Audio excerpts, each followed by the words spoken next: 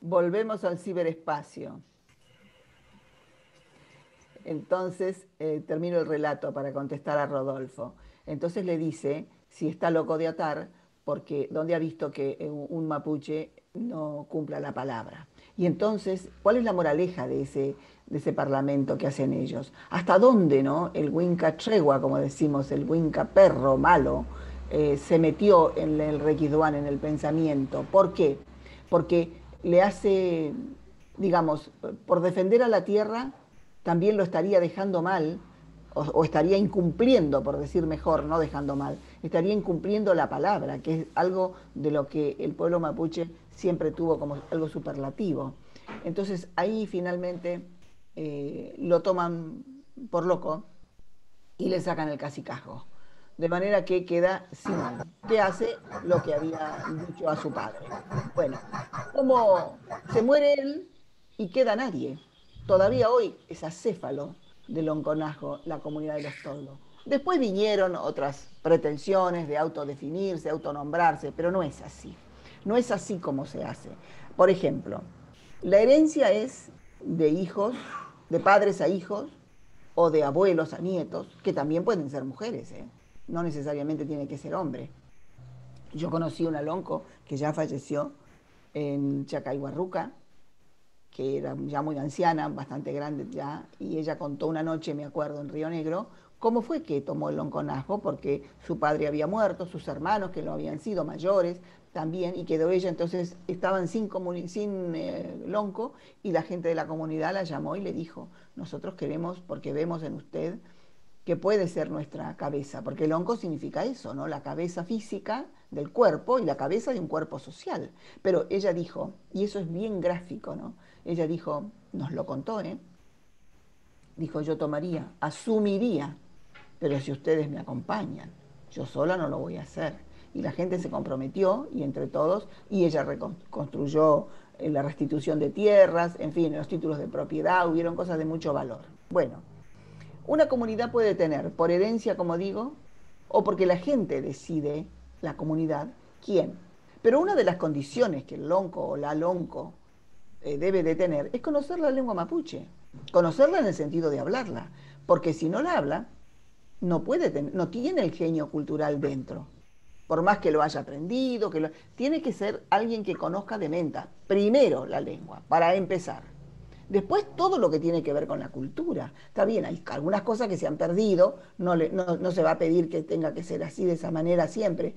De lo que no hay no se sabe, pero hay una cierta cantidad cultural que se sostiene en nuestro mundo como pueblo. Por eso decimos que somos una cultura, porque tenemos desarrollada la impetración espiritual, está el don del el idioma, el decir y expresar de una manera, ¿verdad? Aunque hablemos el español también. También, bueno, no vamos a hablar de los alimentos y las comidas tradicionales porque también se ha fusionado mucho, pero como digo, los refranes, la enseñanza, el conocimiento de algo, por lo menos de la sanación en cuanto a lo natural. En fin, tiene que haber un vasto conocimiento de nuestra cultura para poder decir que esa persona es la cabeza de un grupo social que además va a conformar que las mejores ideas para que el grupo avance en su beneficio también, ¿no? Y con la otra edad, como digo siempre, porque no es que nosotros sentimos, bueno, nosotros lo hacemos, nos beneficiamos y el resto no nos importa. No, porque el resto somos todos. Nosotros somos todos los que somos porque existen otras personas. Si no fuera así, no podríamos desarrollarnos, no podríamos avanzar. De esa manera se eligen los loncos. Y esa es la persona que está encargada de determinadas tareas. Por ejemplo, si dice, bueno, nosotros vamos yo tengo la idea de recuperar territorio, supongamos, que es lo que está empezando a suceder en este momento. Y en este momento, a estas horas, en estos días, se están reuniendo comunidades de Gulumapu precisamente para definir la situación que se va a hacer con toda la territorialidad robada, negada y que además avasallada todavía en el día de hoy en la zona de Gulumapu sobre todo, ¿no? En la tierra de lo que hoy es la República de Chile, con asesinatos y con persecuciones a niños y encarcelamiento a niños de 6, 7, 12 años. Entonces estamos hablando de un atropello tremendo a la humanidad, a una parte de la humanidad. Bien, entonces, ¿qué pasa? Es la persona que dice, supongamos, bueno, vamos a recuperar territorio porque nosotros somos un montón de gente, no tenemos dónde estar, no tenemos cómo trabajar la tierra, no tenemos, porque se pretende vivir de la manera que siempre se desarrolló. Nadie dice que vamos a tener que prender el fuego con dos piedras, no me estoy refiriendo a eso. Estoy diciendo, si nosotros somos gente de la tierra, tenemos que tener una tierra para hacer, no para tener. Porque el tener es comprar y vender, pero para hacer es la identidad, que pasa por ese lado. Bueno, esto que digo tampoco es una idea mía, ¿no? Porque el ser y no para tener es un pensamiento del lonco don Juan Calfucura, que nos dejó esa premisa, y la verdad que es muy cierta esa voz, esa palabra, esa frase.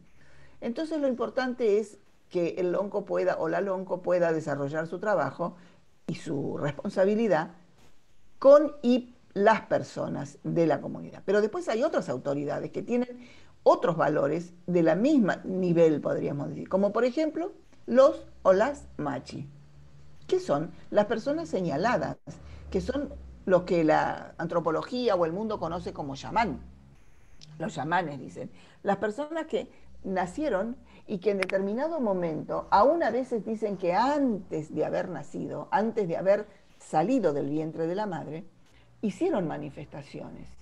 Bueno, ¿a qué se refiere eso? Por ejemplo, dicen que hay en algunas ocasiones, hubieron pasado, que lloraron dentro se las oyó llorar dentro del vientre de su madre.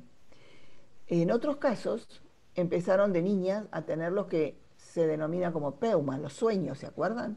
¿Qué sueños? Soñar con plantas, soñar con colores, con determinadas cosas que hace que la niña o el niño empiece a conversarlo con su madre, con su familia, con la comunidad, y entonces ahí vuelve la comunidad a tener un rol importante y es la observación participante. A ver, ¿qué cosas, cómo se maneja esa criatura? ¿De qué manera se desarrolla en la vida? ¿Es un niño común o es una niña común o tiene ciertas connotaciones particulares?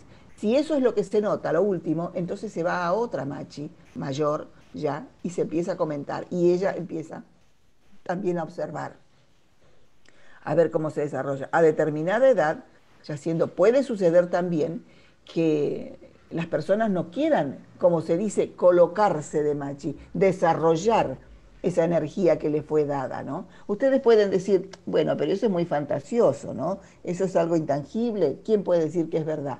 Bueno, de la misma manera nosotros podemos decir que el misterio de la Santísima Trinidad es una fantasía. ¿Y por qué va a ser una fantasía? Si hay una parte de la humanidad que cree, piensa y siente que es verdad. Habrá otra que no pensamos que no es así, bueno, pero hay que respetarlo porque a lo mejor es y nosotros no las perdemos. No sabemos. Lo que sí podemos decir es lo que sucede en el mundo mapuche. Por eso no es una fantasía. Sucede que a veces las personas se enferman. Y se enferman de enfermedades, valga la redundancia, que no son curables, ni aún con los médicos. Hoy, hablamos hoy, le pasa esto, le pasa aquello, tiene ciertas dolencias, ciertas situaciones, de repente se desorientan. Bueno, hace poco me contaban, en enero del año pasado o febrero, que yo estaba en Gulumapu, me contaban que una niña joven se iba a colocar de machi y bueno, me habían encargado a ver si yo podía conseguir ciertos materiales, un material que necesitaban, que a lo mejor aquí se podía conseguir, para la colocación de la persona. ¿Y cómo sucedió? Iba en un micro, en un bus, viajando, como cualquier muchacha adolescente, y de repente se sintió mal. Bueno, no pasa nada, cualquier persona se puede descomponer, pero resulta que bajó del micro y estaba medio cerca de un campo, porque son lugares muy aislados a veces, eh, en una ruta, y entonces la persona se descompuso mal, entró como en un ataque así no le diría de locura, pero de una situación terrible. En otra ocasión sucedió en un colegio, un niño, un muchachito de 14 años más o menos, eh, estaba en la clase y la docente, como mapuche, se dio cuenta inmediatamente que no era ni un ataque de locura, ni estaba teniendo una esquizofrenia, ni que se le pareciera. Ahí había una situación bien particular que se relacionaba con como decimos nosotros, con el Nehuen, la fuerza, con las fuerzas superlativas, si queremos, ¿no? Que no podemos manejar. Bueno, por eso también a mí me pasó, yo tuve esa experiencia, y me gusta contar experiencias propias. Estaba hace unos muchos años, quizá 20, 30 años atrás, 25 por lo menos. Estaba en la casa de un abuelo que había llegado de Gulumapu hacía mucho tiempo, y cuando yo canto una canción de Machi en un patio de una comunidad, él me cuenta y nos cuenta a todos que él fue ayudante de Machi, lo que se llama Dungu Machife, el que habla cuando la Machi está en trance, el que traduce lo que la Machi o el Machi dice cuando está en trance, ¿no? Entonces, porque ya la voz mapuche es como muy antigua y no todo el mundo la entiende. Entonces ahí está el que conoce la palabra antigua para poder preguntarle a la persona, a la machi o el machi, qué es lo que está necesitando, qué es lo que está requiriendo. Bueno, en ese sentido, él dice que fue ayudante de machi. Y entonces me dice a mí, el abuelo, cuando nos vamos, le dije, cierre la puerta, porque él vivía solito, cierre bien la puerta. Y él me dijo, sí, yo la arrimo y le pongo esta piedra, porque él hablaba medio atravesadito el español, ¿no? El abuelo Pichún. Y me dijo, yo le pongo esta piedra. Y yo le dije, pero abuelo, con una piedra nomás, y se la empujan y usted está durmiendo, no escucha. No, me dijo, no, no, con la piedra alcanza. Pero le dije, ponga aunque sea una tranca. Y yo insistía, ¿no? Con mi ignorancia total. Pero ponga aunque sea esto, haga aquí, póngale acá. Y me dijo, no, no, la piedra me cura, me cuida, me dijo. Yo la traje de Gulumapu, vino conmigo. La piedra me cuida. Entonces yo era apurada todavía. Bueno, sí, está bien, le dije. Yo me imaginé que él iba a levantar la piedra y le iba a dar un piedrazo a la persona. Miren, qué tan nunca más lejos de lo que realmente me estaba diciendo. Y me explicó algunas cositas. Y yo ya quise saber más. ¿Y saben qué me dijo? No pregunte más, me dijo. Hasta ahí nomás, no pregunte más. Y yo pensé, pucha, qué egoísta. ¿Por qué no me contó? Claro, la ignorancia. No insistí, hice caso. Pero cómo me cuidó el abuelo Pichún. ¿Para qué iba yo a preguntar algo que nunca iba a saber qué iba a hacer con eso? Y si despertaba energías y me tomaban, ¿qué iba a hacer yo con eso? ¿Yo fui señalada para Machi? No, nunca. Yo fui señalada para el cantuquear, como decimos, para cantar. Por eso yo canto solo nuestra lengua en el Mapudungún. Como dicen nuestras papás, nuestro Dios le ha puesto la mano acá, dice, ¿no? En la garganta. Si eso sucede, no será para mi beneficio. Tiene que ser para todo el beneficio de la comunidad, para toda la gente, para todo para el mundo inclusive, ¿no? Yo siento que soy una bisagra, que esto me permite a mí decir, contar, llevar, convidar y finalmente poder desarrollar algo que no se conoce del mundo mapuche en su totalidad. Bueno, ese es otro de los roles, Rodolfo, también, ¿no?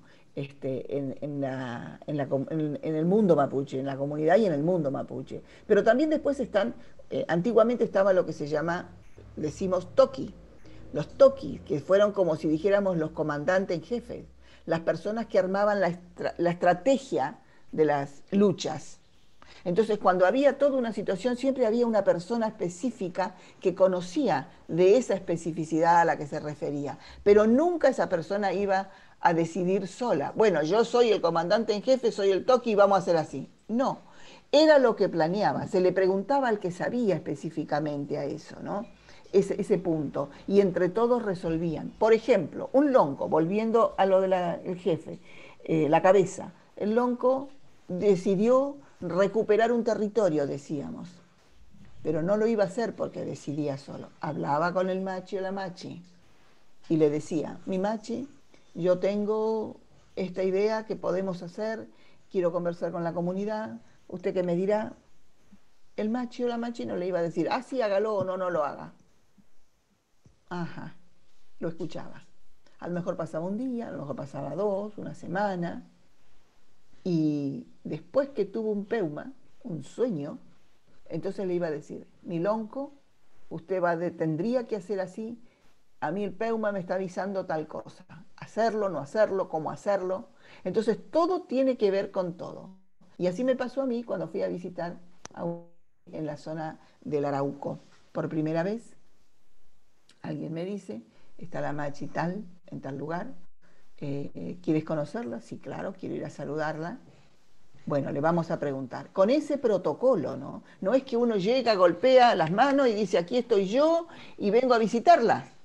Eso se le permite a cualquier persona que no sea mapuche. Pero si uno es mapuche, tiene que conocer el protocolo mapuche, ¿no? ¿Cómo es? Entonces, bueno, se le fue y se le dijo el huerquén, el secretario, podríamos decir, como una especie de secretario. No era ni mi secretario ni el de la Machi, pero era el emisario, vamos a decir mejor, ¿no? El huerquén, el que llevó la voz.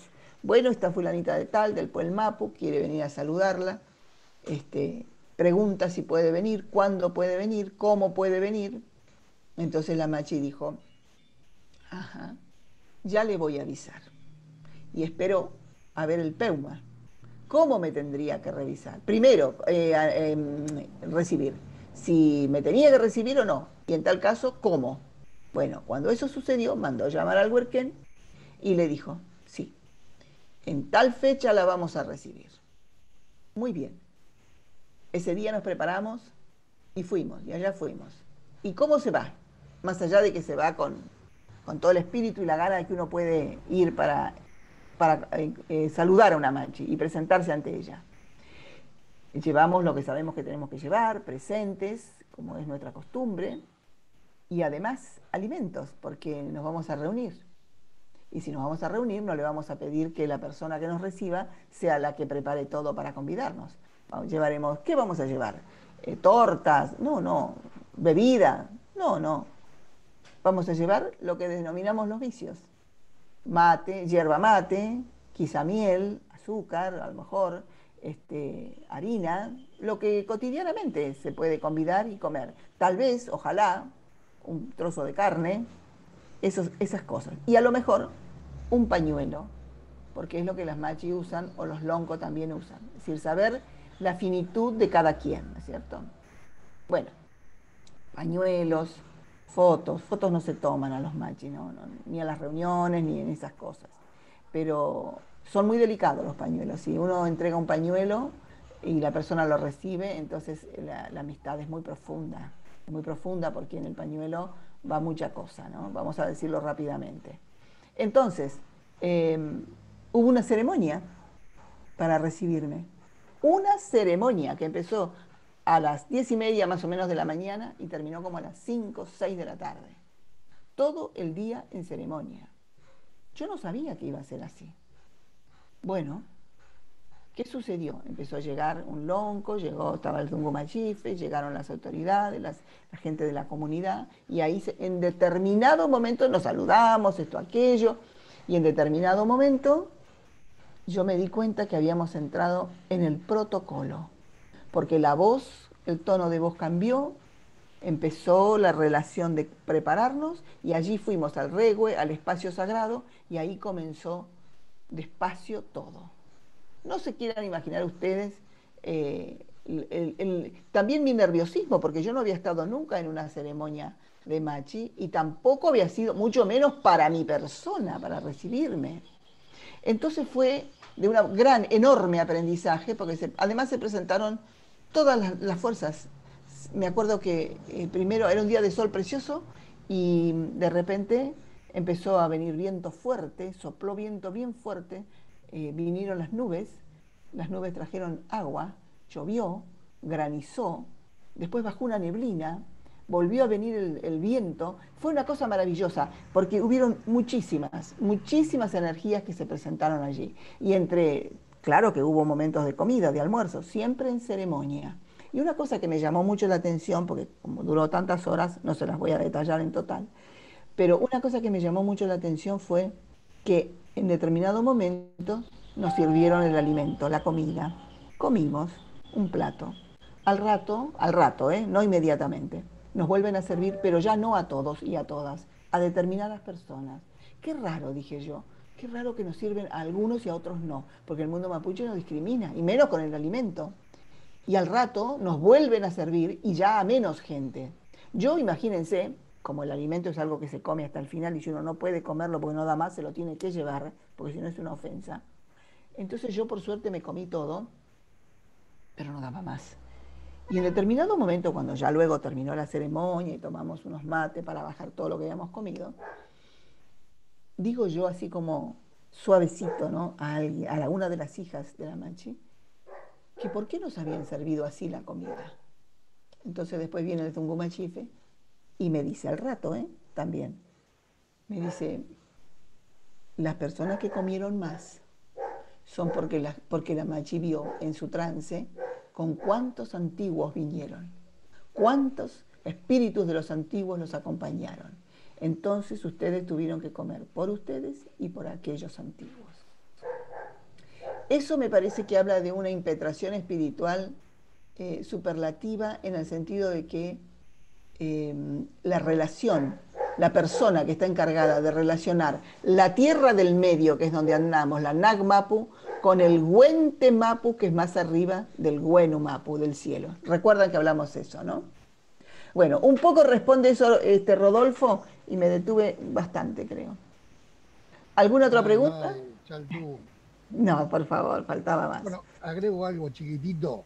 Famosos Sí, los cómo no. parlamentos en el mundo Sí, mapuche, ¿no? Duraban sí, horas, días, qué sé yo, era sí, semanas famoso. también, y a veces hasta un mes. Sí, Eso. dicen que antiguamente, claro, nosotros los dueños de la palabra, dueños de nada, ni de la vida somos, así que, pero sí el don de decir, ¿no?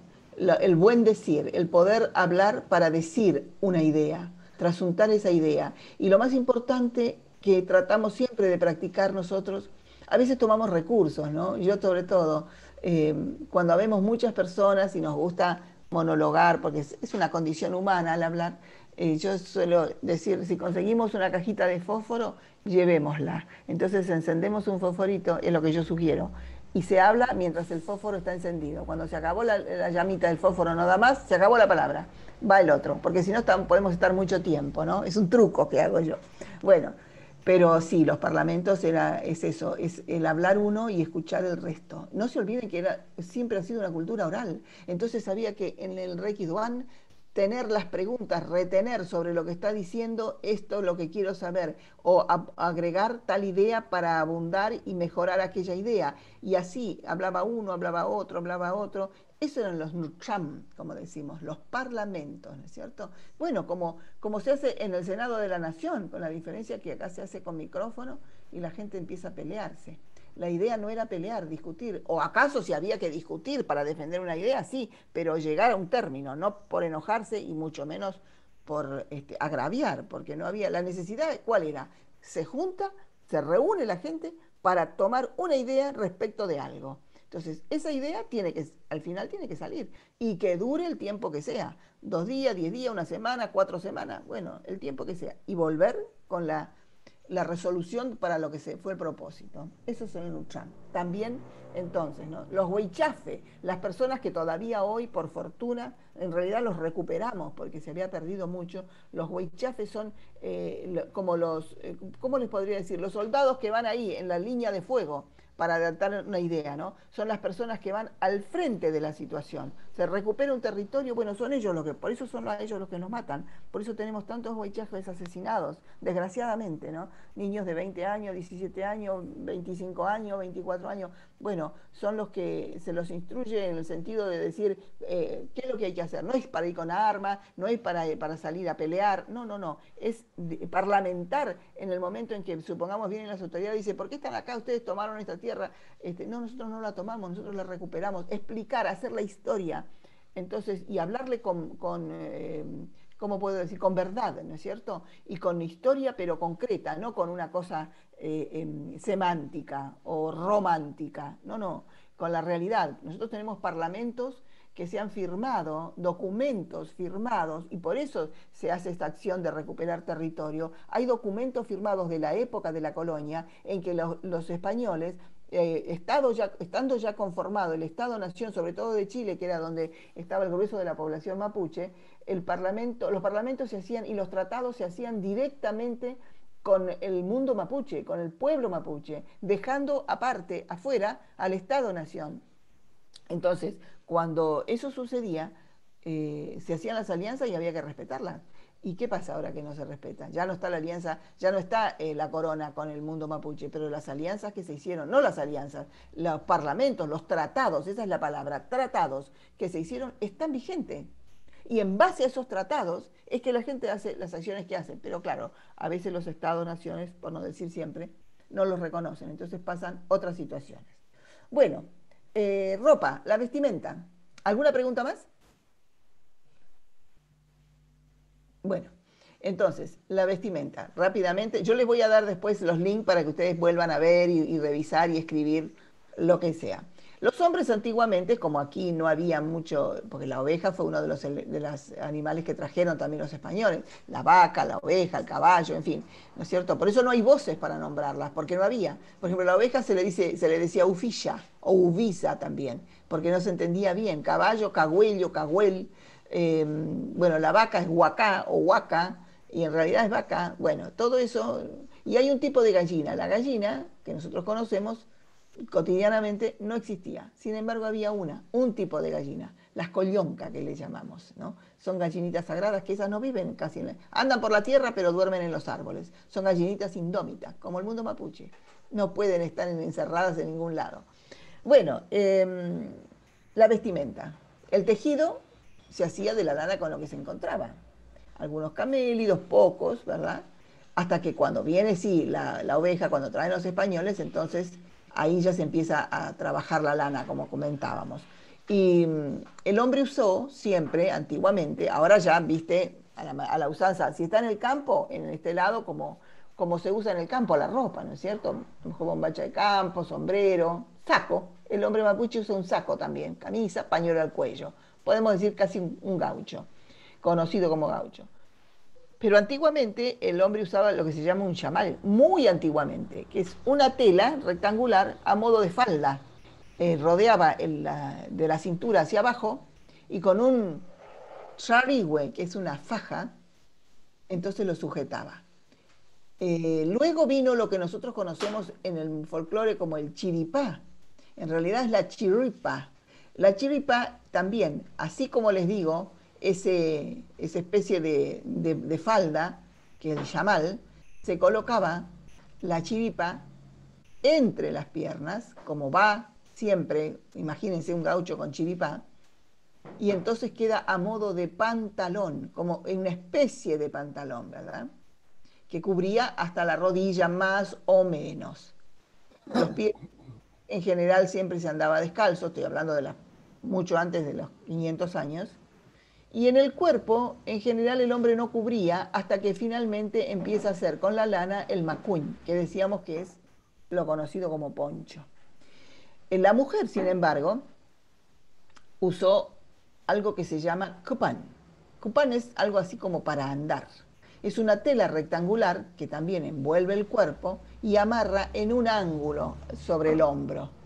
Y en algunos casos en dos, depende del estado civil que la mujer tenga. En algunas zonas, porque no siempre es igual en todos lados, aunque la base es exactamente igual, pero algunas significancias tienen respecto de la zona, ¿no? Lo mismo con el mapudungún. Bien, la cintura, el charigüe también, la faja, que en el hombre, el macuñ, yo les contaba, hay tipo de escritura, ¿no? El laboreo que tiene el macuñ, ahí habla de toda la historia del hombre, ¿no? De la comunidad a la que pertenece, la zona a la que pertenece, las esposas que ha tenido o que tiene, la familia que tiene, bueno, en fin, hay toda una lectura, por decir una lectura de lo que la gente puede hacer, pero no hay tantas personas conocedoras de esa lectura. Ahora más bien va en relación a determinadas posturas, a determinados momentos que quedaron en la memoria del pueblo, pero no hay mucha gente conocedora de eso, que pueda decir, bueno, le voy a hacer un macuñ, como yo les contaba en una de las clases, como le hicieron al general don José de San Martín, ¿verdad? Los colores por excelencia, habíamos visto los colores, pero yo tengo que reafirmar que el negro, el blanco y el azul. Por eso el blanco habla de una transparencia, de un pensamiento, si se refiere, ¿no?, a la persona, de una claridad de pensamiento, de valor. Por eso el poncho, el macuñ de don José de San Martín, tiene la base de color blanco o natural, si queremos. Habla de esa claridad mental que según el mundo mapuche le pudo ver a él por su forma de ser. Si bien él era guaraní, ¿no? El general San Martín era de ascendencia guarán o guaraní. Bueno, por eso él decía mis paisanos los indios, porque él se sentía tal cual, él era uno más. Ahora, la mujer usó eso. Cuando llegó, y también los pies desnudos, y cuando llegan las mujeres españolas y empiezan a tener una, digamos, un pañuelo, una camisa, empiezan a incorporar también, ¿no? Primero una especie de manta, podríamos decir, un trozo de tela para cubrir los hombros. Pero luego viene lo que nosotros llamamos uculia, y ahí aparece la sexta vocal, ¿no? La B corta o U con diéresis, uculia, y es el rebozo que se abrocha con la chapelacucha que mostrábamos los otros días, y entonces ahí queda cubierto hasta casi los pies. Y luego, bueno, ya cuando se incorpora el caballo, aparece también el garrón del animal como la bota de potro, pero no tanto, no crean, no es tanto, en Gulumapu no se ve mucho eso. Sin embargo, sí se ve los zapatitos, los shumel, como le decimos, que son los de cuero de vaca, con la piel, el pelo, mejor dicho, hacia afuera, para que resbale la nieve. Eso es. Bueno, si estuviéramos presencial yo les podría haber llevado zapatitos y todas estas cosas, pero lo van a poder ver por internet. La vestimenta. Y muy importante en la vida del mundo mapuche para la mujer, la platería. Algo habíamos visto, ¿se acuerdan que algo habíamos conversado? Bueno, tenemos como otro ropaje. La platería podríamos decir que es otra ropa y tiene que ver con frenar, aventar, no dejar que traspase al cuerpo, a lo sensible, los malos espíritus. Porque esos, los ñen, como decimos, ¿no? Hay buenos y hay malos. Entonces están de los vivos y están los espíritus también de los que no están tan vivos o que están muertos, vamos a decir mejor. Bueno, ¿qué otras cosas tenemos? ¿Alguna pregunta? El rol de las mujeres y el rol de los hombres, por ejemplo, importante. Antiguamente todo estaba bastante organizado de tal manera que había tareas para las mujeres y tareas para los hombres. Por ejemplo, dicho en línea muy general, los hombres eran los que estaban encargados en salir a buscar el alimento, porque claro, había muy poca cosa, había mucha extensión que caminar. Recuerden que no había nada más que los pies para andar, ¿no? Caminar. Entonces, ¿qué animales había? Estaba el ñandú, conocido, a veces dicen, como le dicen acá también, el avestruz, pero no, el avestruz es otro bicho. El ñandú, conocido como El choique. choique. El choique, Rodolfo, exacto. Acá hay un niño avanzado, un joven avanzado, en Más o conocimiento. menos. Es un placer, porque uno siente que no está hablando solo, porque si no parece que uno estuviera inventando cosas. Bueno, el choique, que tiene una connotación como todas las aves y como todas las cosas sagrada en el mundo del mapuche. Bueno, cuando veamos las artes van a ver lo que es la danza del choique. Entonces, en los roles de salir a buscar el alimento que sostenía naturalmente la vida de las personas en la casa. Y la mujer estaba encargada de, eh, además de criar los hijos,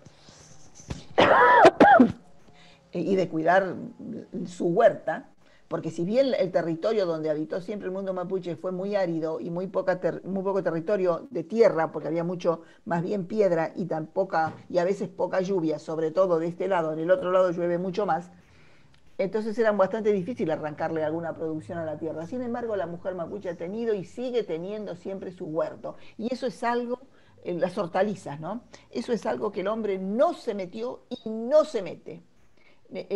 Si el hombre tenía dos, tres, cuatro mujeres, como tuvo mi tatarabuelo, cada una tenía su huerto, ¿no? Cada una sembraba y se coordinaba también. A ver, por decir cualquier cosa, si una tenía zanahoria, la otra no iba a ser zanahoria también. Podía tener lo que una no tenía. Entonces se coordinaban entre ellas y entre ellas después hacían un trasquinto también para aprovechar bien todo lo que es la tierra, el poco espacio de tierra. Los animalitos domésticos, las colioncas, como les digo, o como decía mi madre, Ilaiká, los gallos, ¿no? Bueno, entonces, cuando incorpora el tejido, ya en su forma más superlativa por haber tenido la incorporación de la oveja o la ufilla, Entonces ya ella está encargada de hacer todo lo que tiene que ver con el ropaje de toda la familia. Porque si bien el hombre trae el alimento para sustentarse, la mujer produce el abrigo para cuidar la salud. Y yo les digo, la primera vez que fui a un camaruco, un camaricún, y ustedes se preguntarán, ¿qué es eso?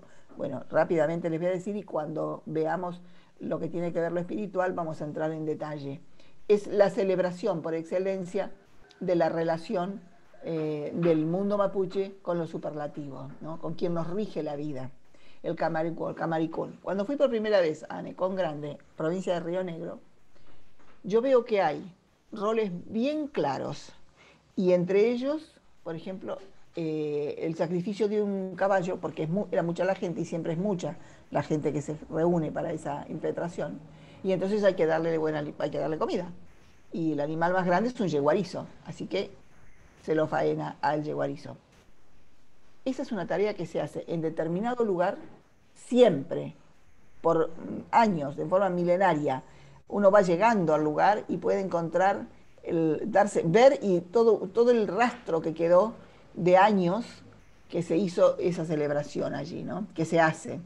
Y es la manera de religarnos. Ahí es donde nosotros eh, hacemos el ejercicio de la religión propiamente, a campo abierto, bajo las estrellas del sur, bajo el sol del sur y bajo la luna, porque es en luna llena, y justamente es para reconectarnos con lo antiguo que allí vivió y murió naturalmente porque pasó la vida.